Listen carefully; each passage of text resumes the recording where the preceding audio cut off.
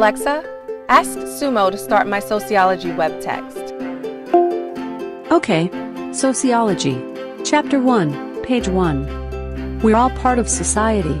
It's made up of the people all around you, friends, family, colleagues, and even strangers you pass on the street, whether you realize it or not. Multiple choice question. Which of the following terms refers to a group of people who live within the same geographic territory and share a culture? Choice 1. My response is choice 4. Correct.